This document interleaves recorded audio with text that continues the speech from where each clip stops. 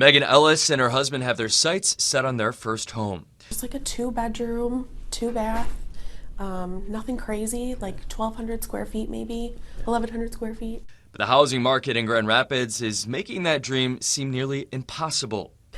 That particular house was on the market for $212, and I think it sold for $248. And you're talking 800 square feet.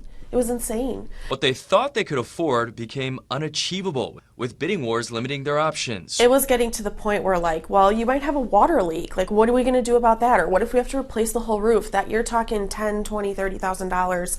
And so that was very hard and very discouraging. So renting became their reality, and so far, it's working out. I come home and I live in a really nice house. Like, it's really nice.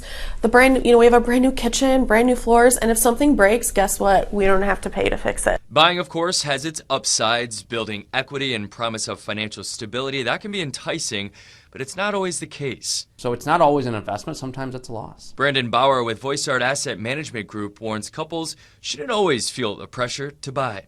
If you buy at the height of a housing market, you could lose money buying a home. There's no guarantee you're going to make money just because you own a home. While buying does have several benefits, renting can be just as beneficial, he says, especially for young couples. It is a little liberating to know that we're not tied down to something. Like, we can leave in a year if we really wanted to. And for empty nesters, freedom to live out retirement with less responsibility. Where if you want to travel, renting is a great option. You're not tied to mowing the grass or to shoveling the drive or taking care of things. Also with empty nesters, sometimes they want a pool and amenities that a community might have that you don't have to pay for right at your personal residence. Brandon says if you're not convinced you'll stay in a home for at least 5 to 7 years, it might not be worth it to buy now. That's generally how long it takes to break even from all the upfront costs, including down payment, agent fees, and closing costs that you put into that new home.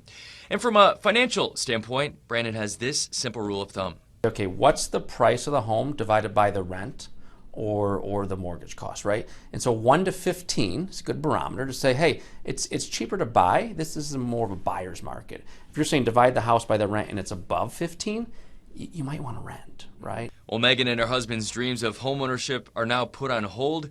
They're looking at the current situation with a glass half full mentality. We look at our savings and we're like, dang, we're doing pretty good, And when the time is right, I think that we'll be ready. For Fox 17, I'm Elliot Grandia.